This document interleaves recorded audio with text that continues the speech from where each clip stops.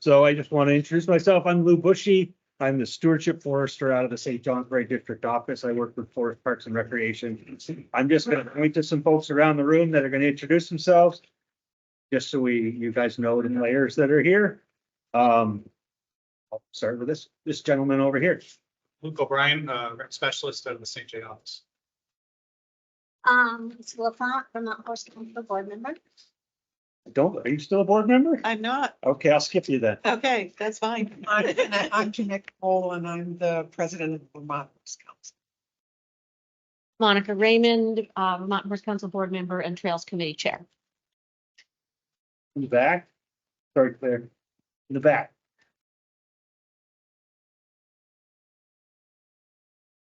Which reminds me, this is being recorded, so we can post it online for folks that can't participate. Your turn now, sorry.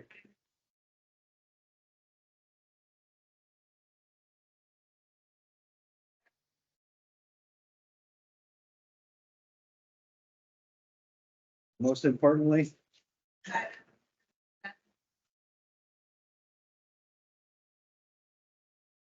So we've got folks from the Horse Council here. We got members of the committee here. We're here to talk about an proposed amendment to Willoughby State Forest. We're going to have a short presentation, but before we do that, just a couple of logistics things. If anyone needs a bathroom, you go out the door, take the first left. They're just down the hallway. You guys obviously know where the exit is, but if we need an emergency one, there's one much closer right here. Refreshments? Refreshments. Just before you all leave, just to encourage you to chitter and chatter. Cookies, milk, and cider. So just for you, we brought, Lisa brought. You're welcome, Lynn. That didn't work. I'm embarrassed now. Not how I thought it would go. So if there's any questions before we jump into the presentation about the proposed amendment, now's your chance. Otherwise, we'll jump right in and let Luke get started. And if that door's not alarmed, I'm gonna let some air in because it's hot in here. Oh, yeah. Alan, there's two blue light switches. Could you dim those? Or Megan? Thanks. Okay. All right. Thanks everybody for coming. Appreciate it. I do have a slideshow prepared for tonight. And basically, we're going to talk about the proposed amendment that we are putting forward here for consideration. We want to take any questions that you have, and then there'll be opportunity for comment. There's a lot of different ways to comment, and we'll go over that at the end of the meeting, but basically you can submit them by email. You can write them down right now. You can call, you can fax, you can scan the QR code when you get home and submit a comment that way. So we want your input on this whole process and proposal. Yep. Yeah, can everybody see that okay? All right, there we go. So we're here to talk about expanding equestrian access in Willoughby State Forest. And we've introduced the staff from FPR and some of the folks here from the Vermont Horse Council. We've been working on this project for about 7 years, which is way longer than it probably should have taken. But there was some staff changes at FPR. There was some board turnover with the Horse Council, and we had the COVID pandemic in the middle. So picking up just a couple of years ago, we rebooted this effort. And we'll talk a little bit more about the details of the proposal. So basically, the Horse Council is working with FPR. We're seeking to expand equestrian access in the forest. Under the current long-range management plan, equine use is limited to gravel roads primarily, which is a pretty limited system of trails or roads that are available for the horses.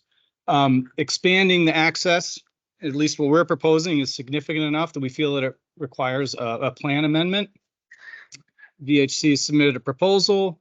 ANR, the Agency of Natural Resources, has reviewed that. We've commented on it. We've had a couple of back and forths.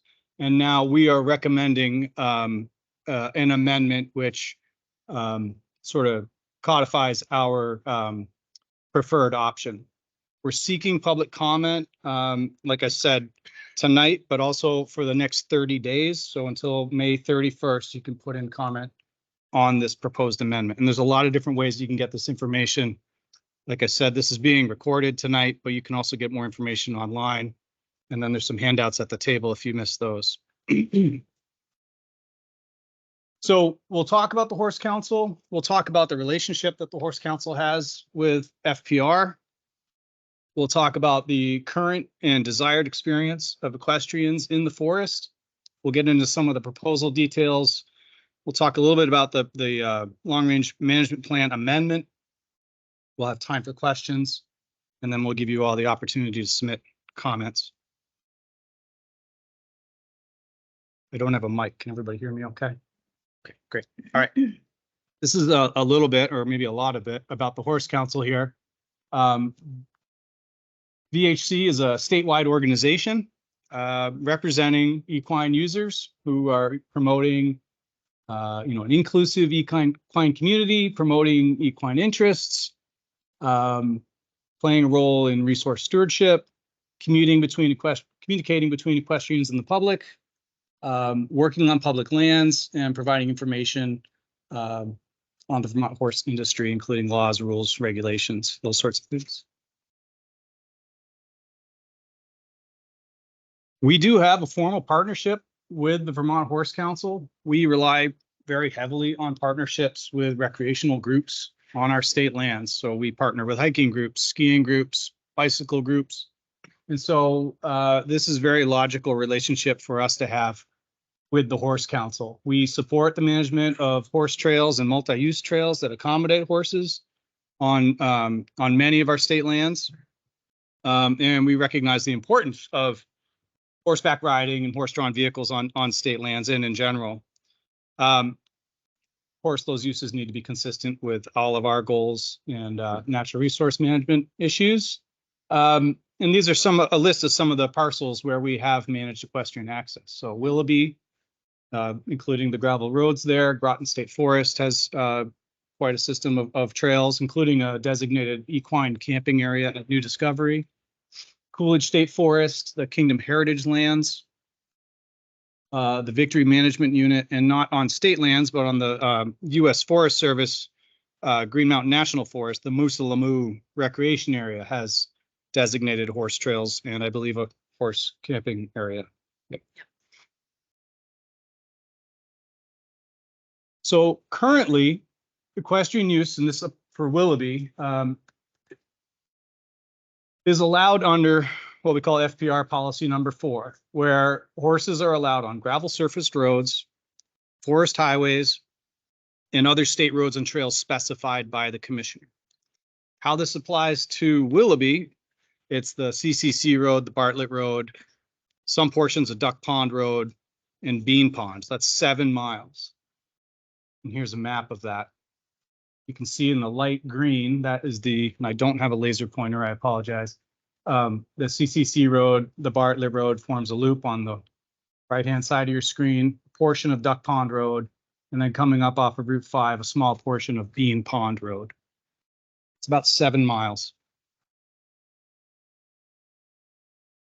Goals for expanding that use is basically to increase compatible horse recreation on the forest, dispersing that use a little bit off of the main roads into the forest and different parts of the forest. It supports a range of rider abilities and trail distances. So you're not just limited to those the 7 miles of gravel road or having to do loops on that. You can do other combinations. The proposal expands dedicated parking in a couple of different ways. We'll talk about that a little bit later. It'll have a formalized signage strategy for both trail identification, stewardship information for the horseback riders or the equine users, and also for emergency response. It certainly strengthens the partnership between FPR, but also within the equestrian community, and it definitely increases collaboration and stewardship between the two organizations. So here's that planning process. Again, I said it's been about 7 years, maybe even a little bit longer. I guess that would be 9 years. But FPR has We're here now. Yeah, better late than never. FPR has a process by which you could submit proposals for the use of state lands. It begins with a pre-proposal, which is a rough sketch of something you would like to do, includes a map, contact person, and then we kind of take that to the next step. So that began in 2015. Staff reviewed that, provided comment. Horse Council responded to those comments. We revised it, had a little bit back and forth.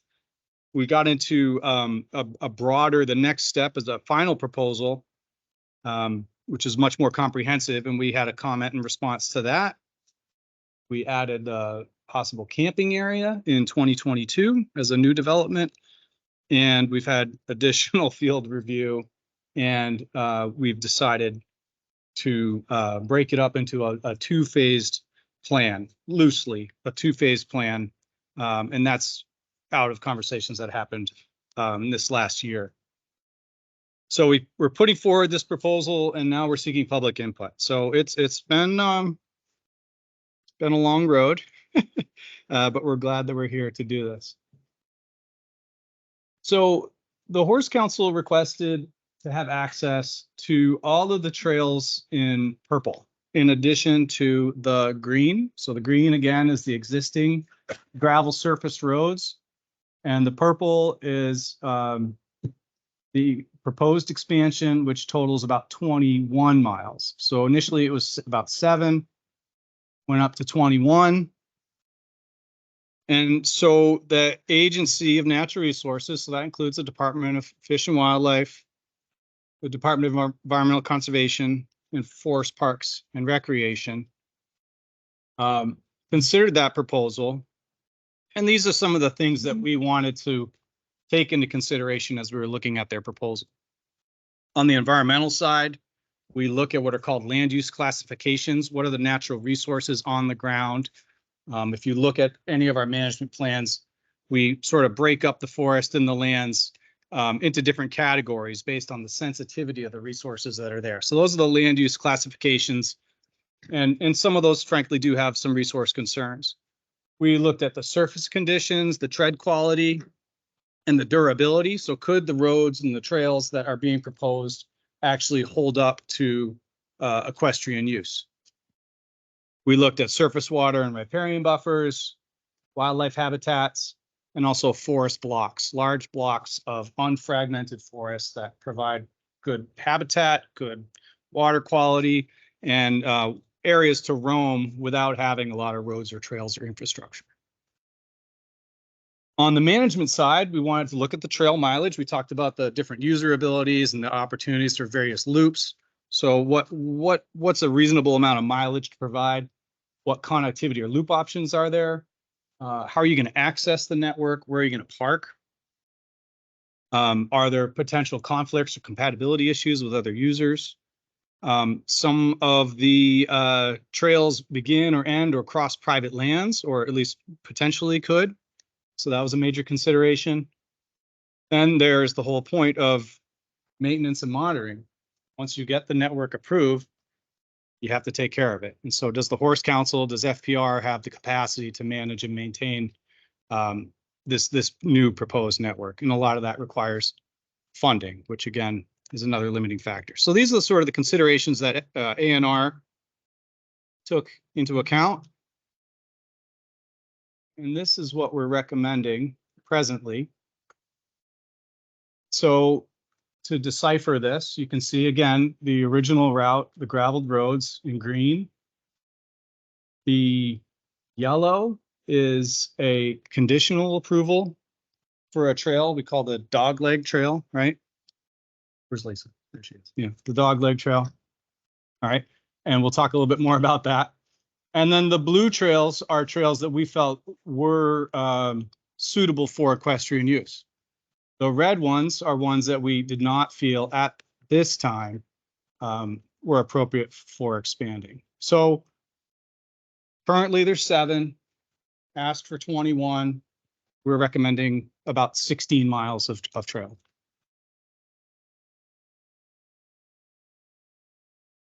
Questions so far?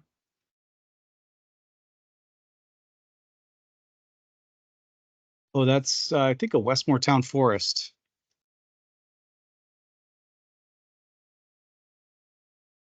Yeah, it's a parcel in holding in the forest. It's a very angular trail. That's right. No. That is, it's adjacent to Pisgah, but yeah, it's off of 5A.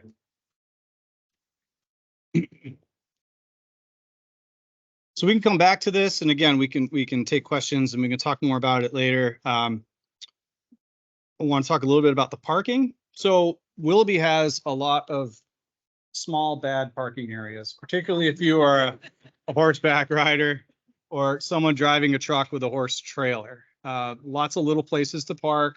Even the big places to park, you are competing with hikers and bikers and skiers and whomever else is on the forest. And we acknowledge that.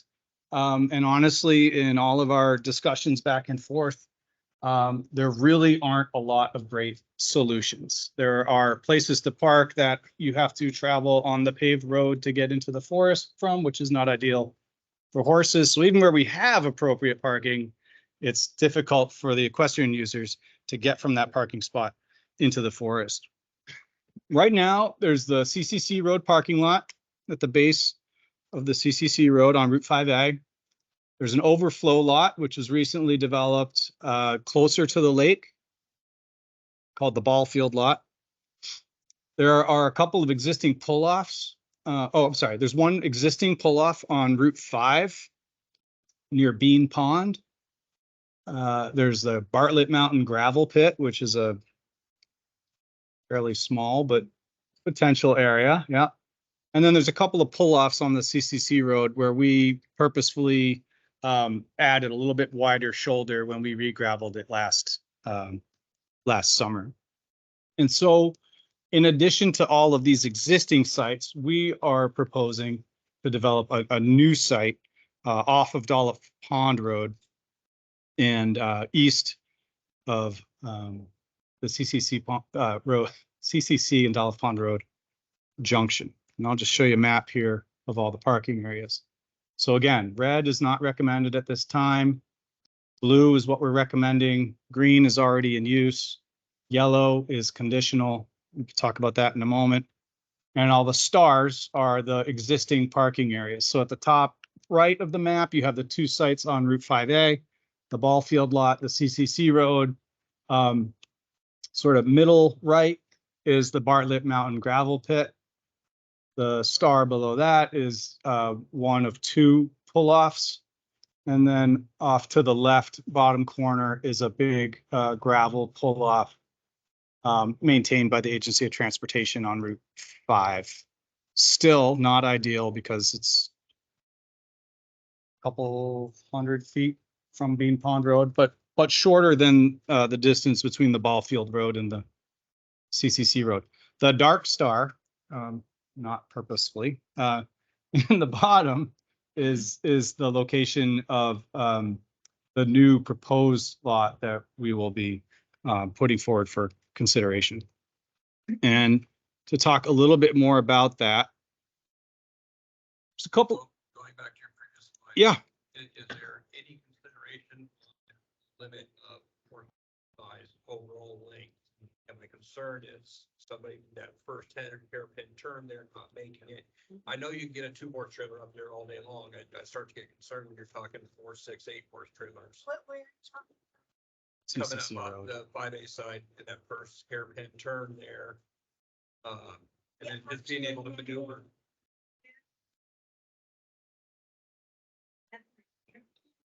Well, narrow.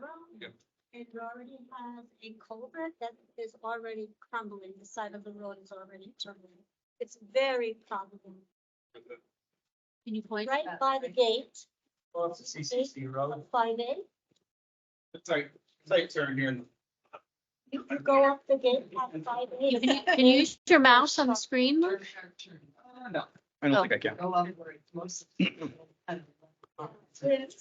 It is problematic. And to answer your question, Adam, Yes.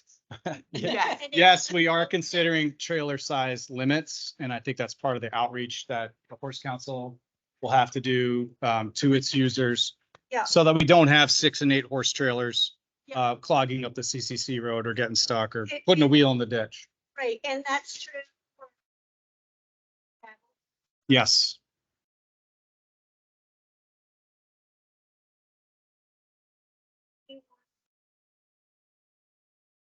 And filling through that goes all the way down through. Issue that we have, especially with the repairs that they just did on the far end of Bartlett Mountain Road. It's extremely narrow now and there's no sides of the road because it's a pretty big ditch now because of the July storm. So that's gonna be another caution. It's gonna take your pick by getting in there. It's not a very long drive. But if you get in there and someone's there, they're gonna have to back up because there's no way you're gonna back up. Oh, the new bridge there is pretty expensive, so you can get to the cost that. You can get across it, and that's one of the problems is, so the new repairs, it's kind of gone against us because it's now a bridge versus a culvert. As well as now when you're turning around to back up, you don't have the swing room because the road has been lifted up because of the water. So we can talk about different strategies of, limiting the size of trailers at certain sites. And again, that's why we're doing this. That's why we're going through this process. And it kind of opens up the door for us to designate these sites as official parking areas and horse trails. And then the next step is outreach to the users. So there are limitations. I don't want to gloss over it, but I also don't want to get bogged down in the, okay, at the moment. Yeah.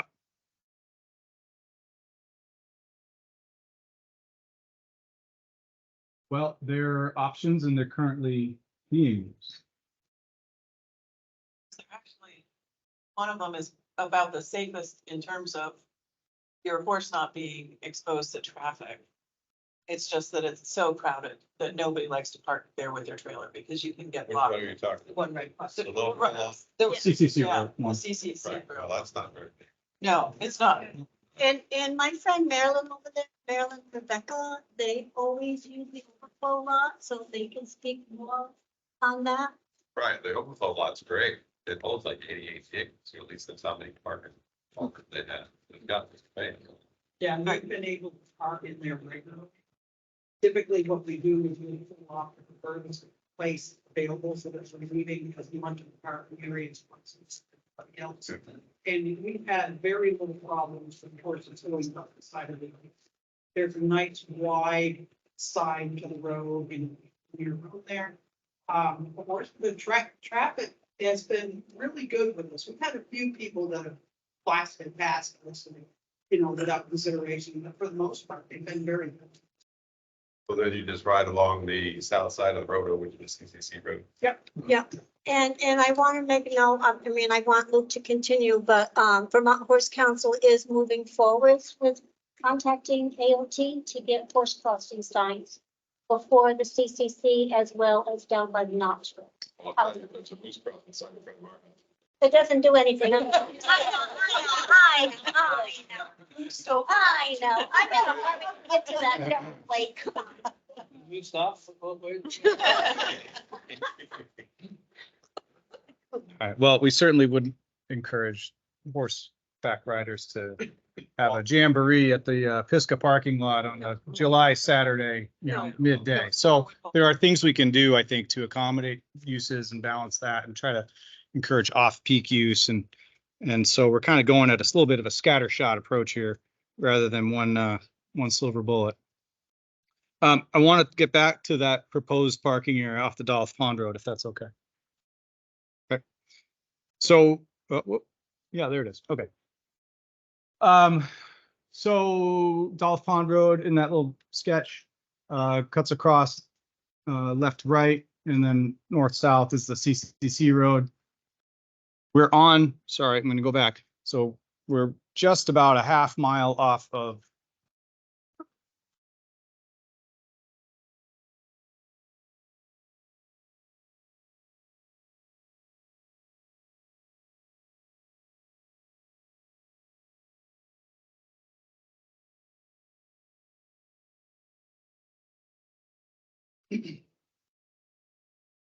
So there is an old log landing that is maybe 100, 200 feet off of Dolph Pond Road, where there's young vegetation. It's a level area.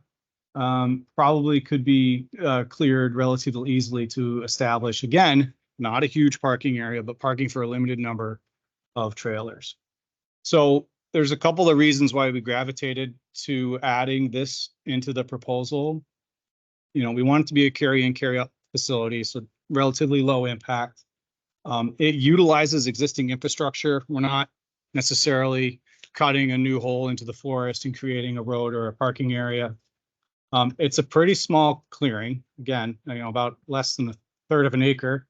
It could provide some small truck and trailer parking, room for a hitching line, a manure compost pit, picnic table, fire pit if we decide to authorize it for overnight use.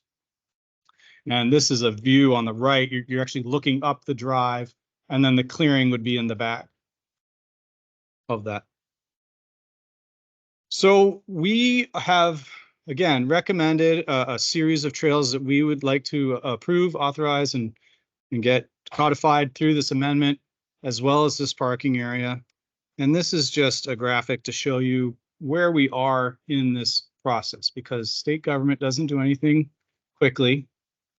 And we've gone from the project pre-proposal, the full proposal, all the site reviews involved in that. Now we're at the long-range management plan amendment. We have drafted a memo that details exactly the wording in the plan that we would be changing. We've run it by our commissioner and leadership. We're putting it out for public comment. We're going to take those comments over the next 30 days. We'll draft a responsiveness summary, and then we'll come up with a final revision or a final recommendation. And then hopefully that amendment is adopted. And once that happens, then we can actually start talking about how we manage the use. Really, the amendment allows us to do the management. So it's really just getting to the beginning of what I think is the hard work. So we have divided this up into some phase 1, phase 2 trails and facilities. You know, some of the easier trails that are already fairly durable, open, you could travel them right now. And then phase 2 would be some of the stickier spots. So that the trail that's in yellow, that the dogleg trail, there's an area where there's a couple of failed culverts, and basically you got a big muddy wet area that needs attention. So we don't want to put horses through it right now, but if we can fix that one location, that trail generally would be good for horse use, and it provides really nice connectivity. So we want to support it, but we're not going to do that right now. And we would group that the new parking area into that phase 2. So sort of phase 1, phase 2.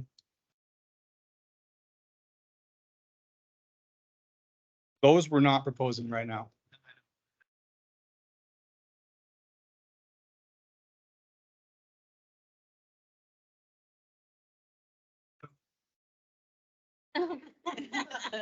At this point, the trails that are in red are not part of this. Oh, I get that. We obviously know there's interest from the Horse Council to do additional trail work. Yeah.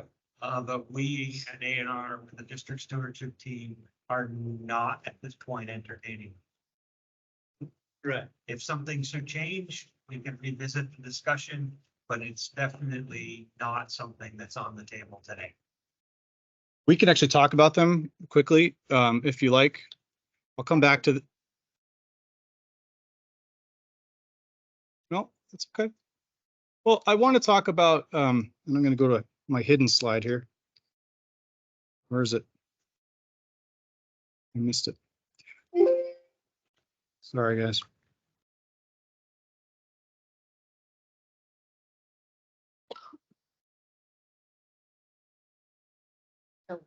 I know we talked about it, we did, and deal with that and trail. Going from Duck Pond to Lake Shore. That's the one you were talking about, but that's not the one. There's another one, yeah. The one that I'm talking. Which, John, you can Oh, see, okay. we taken the trail off the map. So, Yeah, I know. Just letting you know. Again, green means go, blue we feel is sustainable, although I will note that this little loop is a Nordic trail. There is a bear feeding area, so there would be a seasonal closure on that, starting September 1. Right, so that would be seasonally limited use on that one trail. The four red trails, the small loop, we're not recommending it right now. There's some wetland issues in there and stream buffer issues. I would say that's probably not entirely effective, like, shouldn't say that. Duck Pond is an area that we're really trying to avoid increased use, particularly on the shoreline of Duck Pond. And then the what we're calling the Big Valley Trail really is a dead end into a really large forest park. And we felt that that was more valuable as an intact forest area for wildlife habitat and water quality than it would be for a dead end out and back forest trail. So that was one of the reasons why, those are some of the reasons why we didn't recommend that one. And this is very, And Luke, sorry to Yeah, interrupt, go but ahead. that one that dead ends into the forest area also dead ends into private property, is that correct? The red trail? The one that you said The dead top ends at the left. forest, yes, oh, that's all state now. okay. But really, this gray line is misleading.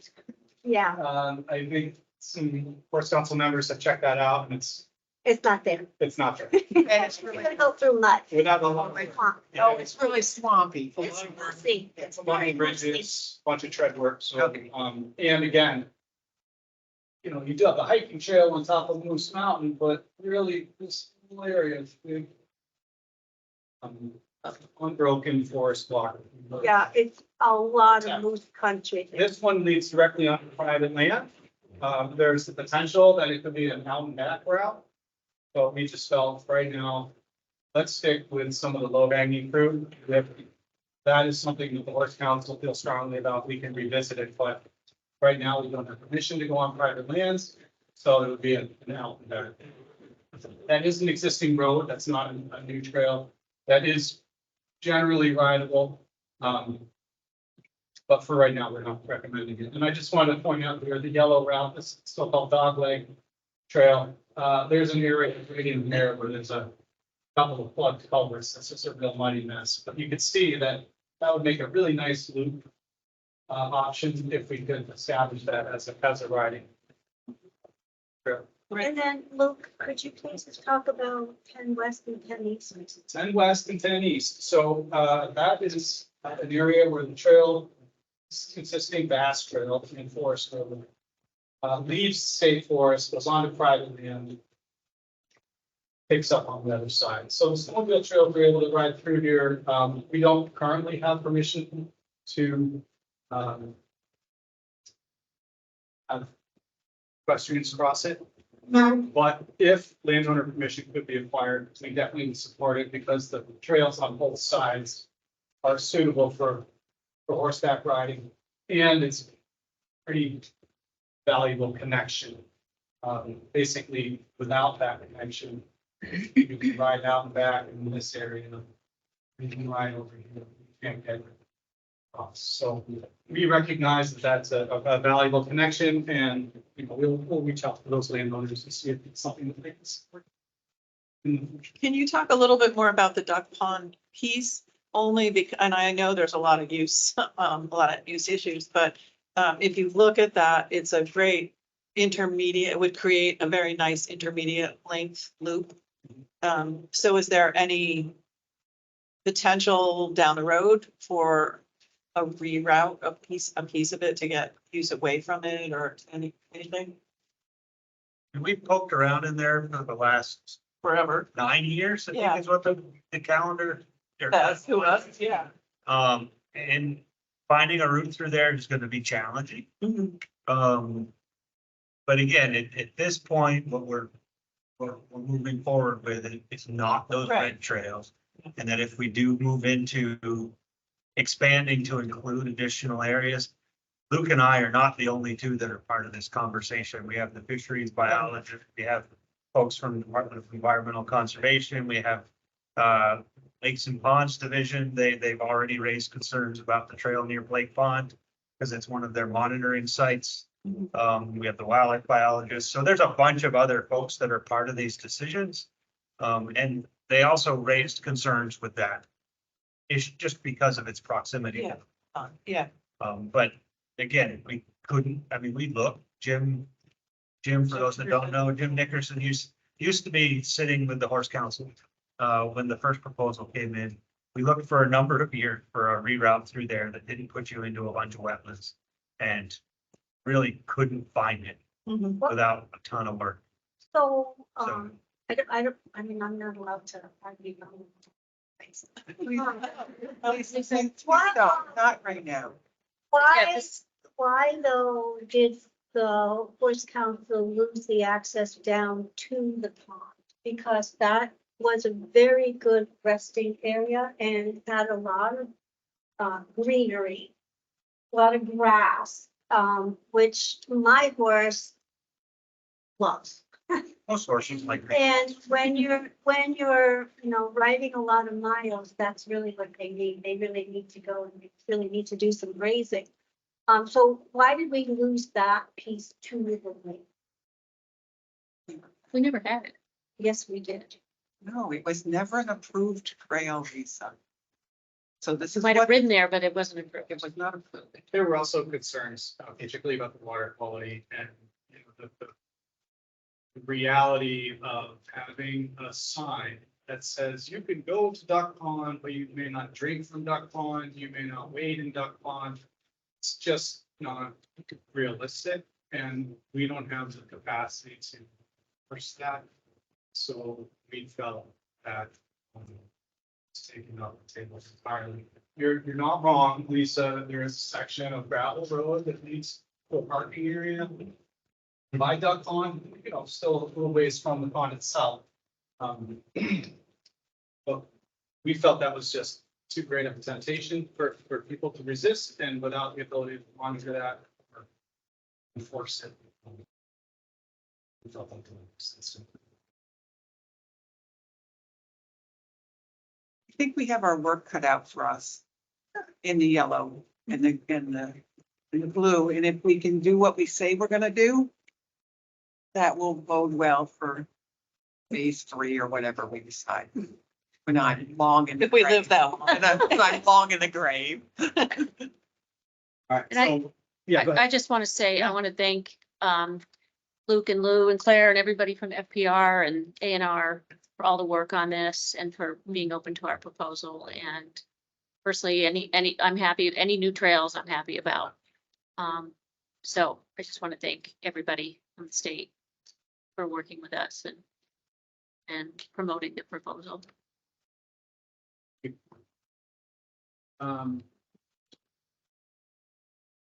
Got time for questions? You want to bump to how folks can We comment? can bump to the comment page. I'm And sure open we'll it bump up. right back to this map. We will. As soon as the first question comes up. But yeah, sorry. There we go. So yes, like I said, there are lots of ways to comment. We have in-person comment cards on the back table. You can fill out the form online. You can email us. You can snail mail us at our office in St. Johnsbury. You can call the office, speak to Ellen, and she'll, I guess, transcribe your comment. You can fax your comment. If you can find another way to comment, we'll probably accept it over the next 30 days. Be thrilled if you could use our fax machine. Not sure it works. Including us. We will collect all those comments, and then as we go from this draft proposal to a final proposal, there will be a responsiveness summary where we will address, we'll probably group them if they're similar questions or comments and address them in that final phase.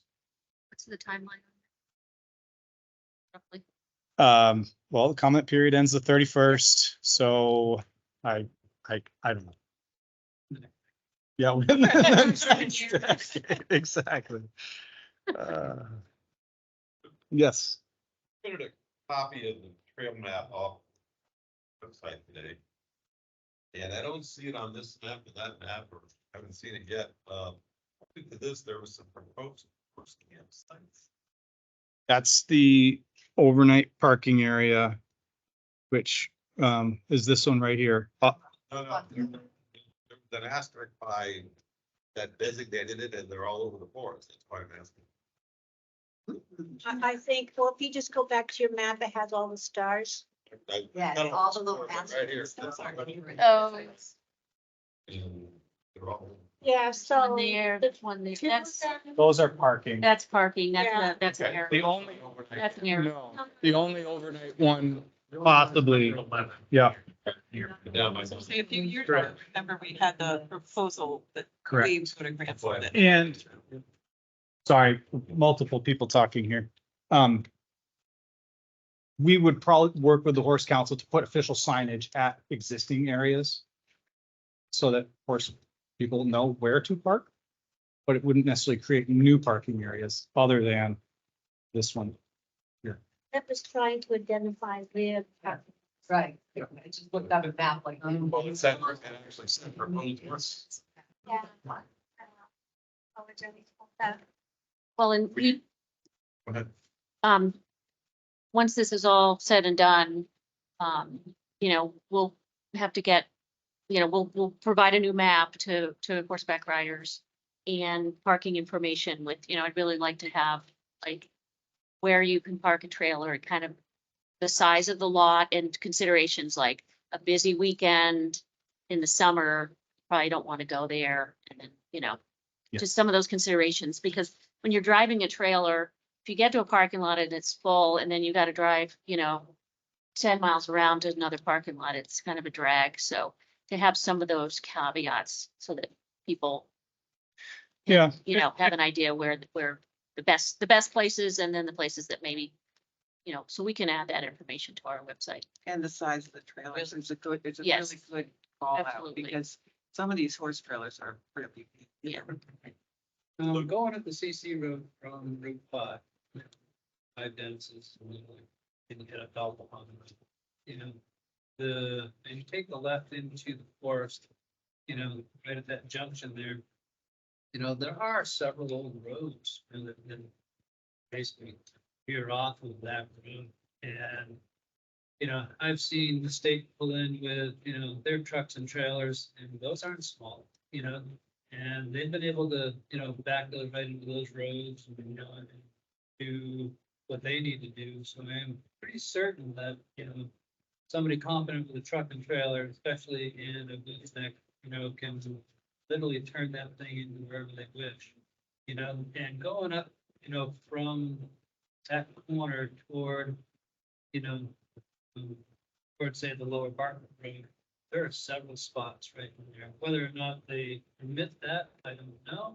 But, there's definitely good access in flat level ground right through Oh, there. you're talking at the CCC camp. No, No. actually above the CCC. Further in. Oh, And going from, as you see the map right there, you see where the dash line is going north, going right up there, actually. And you guys have actually created a couple of pull-offs, I believe. That's what Luke was talking about. And, but also besides those pull-offs, there's other roads. oh, yeah. That, So they're that's actually- one of our new trails. no, they don't actually go to trails so much. There's some of the old logging roads. Yeah, that's what it is. Actually, in the existing plan, Yeah, exactly, where you could actually back in a trailer. yeah, the existing management plan called for the closure of a lot of these sort of random woods roads that branch off of the CCC road and the Bartlett Road. And You so could be even 50 feet in. you could move the rocks that are there now. A lot of the rocks have already been moved by the public. But yes, you're right. Nobody knew. You could accommodate it. Yeah. Also, just for context, I mean, you were talking big horse trailers, but these roads were built to harvest timber and Right. wood out of there. Log truck. A lot of them were for 10-wheelers and that. Coming up CCC Road from Route 5A, coming up that hill, that first corner's tight for the truck. Yeah. Log trucks do navigate that. They grumble a lot, want to make it wider, but it's kind of tight in there. So I'm, yes, it's an issue, but as long as people are aware that if you don't know how to back up a trailer, you might want to practice before you try to go to the back. Well, and also before you put a live animal. Exactly. So, Hey, Yes. also. Go ahead. go ahead. Well, I just want to bring up what's been mentioned or touched on briefly. On the south end of Willoughby, traffic is atrocious, and it starts May 15th, and it's not done until darn near October. And so there's really no peak. Yeah, I guess the weekends you can call peak days, but what's now occurring down at the south end is FPR has put in the bollards to keep people from parking against the lake, which is great to keep it environmentally sound and whatnot. And so they're trying to train people to park in the new parking lot, the lower and the upper, that's 50-some cars, and then the upper parking lot's 80-some cars. People's really, and there's new AOT signs just in the last couple of weeks, the parking all along the curves of the south end of the lake. Awesome, frankly, I think, just environmentally speaking, if nothing else. And so, Believe my favorite spot to park though. right on, I did. Yeah. The point is, that it's really helpful. It's really good for the lake, I think, at the time, and the way that they designed all the runoff. Anyway, so I mean, if people actually, and I'm of the understanding FBR is gonna kind of try and enforce that in parking this year, people that are present most of some of the time. And so, you know, that's gonna move people up the hill to that ball field lot. And I don't, you know, I just think it's gonna be, I don't know when there's a good day of the week to tell you, sure, pull in a half a dozen post room. You know, and you'll have plenty of room. Yeah. Pretty rare there'd be half a dozen. Well, can we Well, talk my about point- that my actually? Point is, the place is Yeah. just filling up and it's filling up more days of the week. I do not, Memorial Day. That's correct. I do not disagree. How, And then there's an old veteran down there that doesn't let people park on his. So Okay. that is- how many horse council members are there? How many organized rides occur in a year, roughly? We don't. Dog River does Dog one River, here. Dog River. does. So, They don't park, they park down the road at, right. Retreat. So, you know, that's not to say that by putting this forward, we won't create more pressure, more traffic, more parking pressure.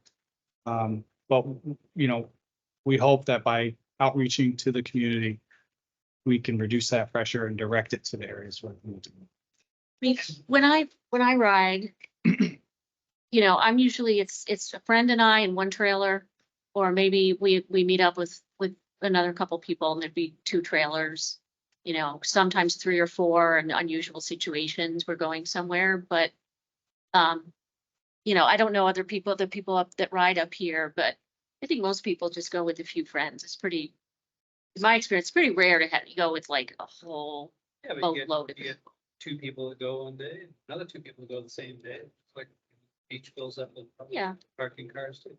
But I would guess that if you sat in that parking lot, you know, once this is all said and done, there'll be many days of riding any horses there. So, And I guess just to follow up on that, I mean, if there's not an issue, we're not gonna make an issue out of it. But if it becomes an issue where the ball field parking lot's full of horse trailers and people that want to access the lake don't have a place to park, we're gonna revisit the parking. We're dealing with today's reality of what we see for users.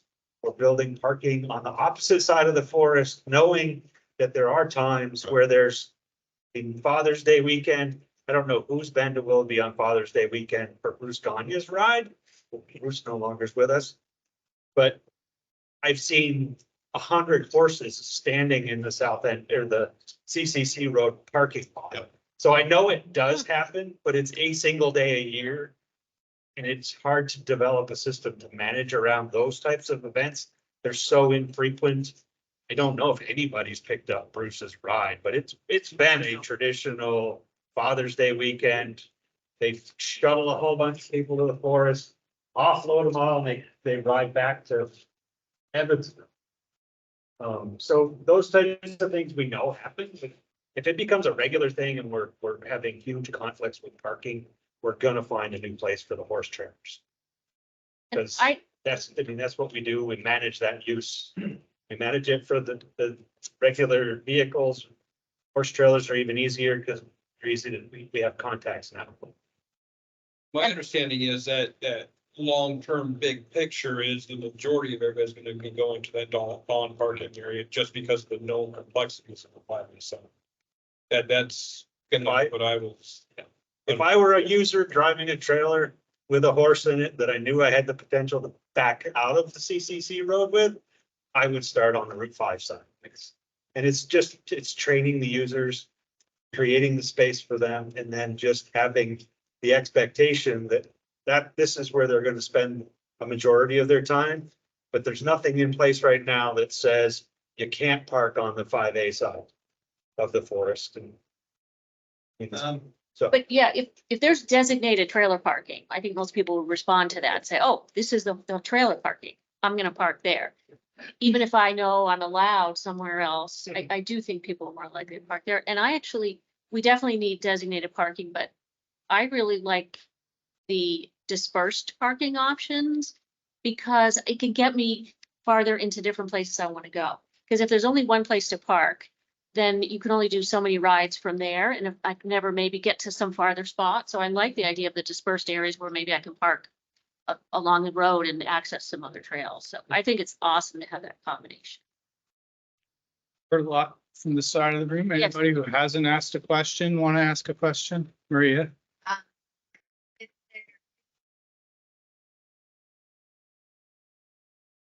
No. That's like a great idea, to have two permanent trailer spots in that big, and I was just wrapped, I think this is a much more used area, with a lot more equestrian use and also bicycles and other things, but DuPont State Forest down in North Carolina, just an infant that mentioned it to Lou, a lot more users probably than we would ever see here of any kind. But they have some interesting systems in place where they have, real busy parking lots. They have designated, marked out trailer parking. And I think they even do a day of the week. They might alternate weekends or days. I forget how they did it, but it's worth looking at. And it worked very well. I was there as a biker, but I'm sure they have some confidence out there for trails. But I would think that having a few designated spots in addition to the dispersed that's not marked would be really useful, just so if somebody's coming into the ball field lot, they don't set up their picnic in the perfect trailer spot. And it's not usually full, right? I mean, for the most So part, right now. Marilyn, would you like to talk about the ballpark you have the most experience? Okay, and we've done a lot of parking in here last summer. It was fantastic to have that available to us. For the most part, we were the only vehicles in there. Because we would typically go during the week, middle of the week, we'd be the only ones in there. And we always made sure that where we parked was, if somebody wanted to come in, they weren't gonna block us in, or we weren't taking up the biggest part of the parking. The weekends when we would go up there, it would be busier, but typically the biggest that we saw up there was maybe 20 other vehicles. But that doesn't mean this coming summer, if it's better weather, that it's not gonna be twice as busy. Wouldn't take. Well- And overall, the people, when they would come and park, they would make sure that they parked away from themselves. Which made it great for us. We didn't have a situation where cars was parked between the trailers. Because we would leave about 10 feet between our trailers with the hopes that nobody would park between us. But they were very good with us, and they always wanted to come over and touch our horses, and give them treats. So I think they enjoyed seeing us parking lots. Feel to be on the road. I know you mentioned it's not too bad to go on the road with that. Yeah, it wasn't a problem. I mean, You there's walk a down nice the side. wide shoulder on the road, Yeah. on both sides. Yeah. No problem. There's a skin track there that should be access after that spot. Definitely. Never mind, no. What's that? Maria, speak up, speak up. We're counting going floor around, bring it back for a face. Oh, Marilyn loves that long walk on the CCC road. Yes. Getting back to the map, I guess, you know, Yeah. and the red trails that are marked right now, are they gonna be on any maps, you know, like designating even if they are red colored? Or are they gonna be just put up? So I know we've talked about mapping and certain base layers. I would, Well, the ones that you're not considering right now to be, you know, are those still gonna be like? no, I would think not. Just like the Nordic ski trail map, that Northwood helps, manage. It highlights the trails for that particular use. So I would think the equestrian map would have the greens and the blues and probably even leave off the yellow until we've improved that. And then once that's good to go, then we would add that to the public. Yeah, we would include the other. We would include the other trails because it's important to, if you pass a trail, to know that, what you pass, that you need to see all the trails, but it wouldn't be listed as a horse trail. Right, so it will go back to being gray. Exactly. It would just be like, you said. And there probably would be a sign there that said no horses. Yeah. Well, I mean, Yes. it's not that it says no horses. It wouldn't be And advertised. and Marilyn's come down through, so she knows where we are, so, it's just a matter of,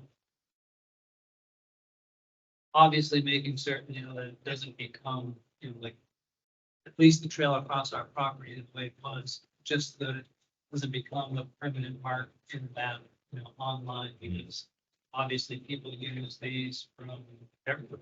Yeah. And we will do our best to keep that off the internet. I probably can commit to saying that there won't be one horse park's name on it. But there's a lot of other mapping software out there and a lot of other things that publish trails on our behalf that we don't have any control over. So we will certainly work to get them removed, but I wouldn't be surprised to see it pop up on somebody's map. Oh, great. So just, if you happen to see that, feel free to reach out. Let us know and we'll do our best to try to work with them to get it off. But it's a red trail. It's not approved. Correct. No horses should be on it. Correct. It's not approved. So Luke, real quick, on the middle loop, on the Marlin side, Yes. I'm glad you guys recognize that meeting here. And that's September 1st. Yep. What would you do, just cancel? It will remain gated. I think the understanding is that the horses can get around gates while they're closed. But we'll have signage. And so what we're starting to talk a little bit more about is stewardship information. So my hope is that any map that goes out to the public has information on it about not going on trails that are not designated on the map, not going on this trail that's closed after September 1st, or Yes, like a paragraph. respecting, whatever signage comes up. So I think there's a whole stewardship, element that we need, an outreach element that we need to develop in partnership with the Horse Council. And that would go both on our website, on the Horse Council's website. And I would think similar to the Nordic Trail Network, where there will be key junctions where you might have a map and some information on a signpost so that folks can get oriented to where they are. And I think we need to work really hard, especially at the outset, to, as Lou says, train the visitors, train the guests to go where we want and not to go where we don't. One of the things on the Dolphin Pond, Yes. closed parking area, right? Mhm. So our property adjacent right there, we were approached by you guys when we were gonna build our arena now. And so we moved it over simply because, we were told by A&R that, there was some very rare flora, and fauna, that goes over toward the bottom of the Dolphin Pond. So we don't know if you guys have taken that consideration with that lot and parking area, but, we were at least told that, that was a concern. Like I mentioned earlier, Luke and I are two members of the district stewardship team, which is made up of fish and wildlife staff, fisheries and wildlife staff, We also have a state ecologist that's part of that process in any site plans. I don't know what the fuck it was. Exactly, I'm not sure what it is. But they said, hey, look, be careful. So we were Yes. like, okay. Those same people, but probably not the same people. We've had a few retirements. Yeah. But we have a new batch of people that are gonna tell us that, hey, be careful if we are in an area where they know stuff exists, so. Yeah, well, I mean, it's just, like again, make trails going back the other way,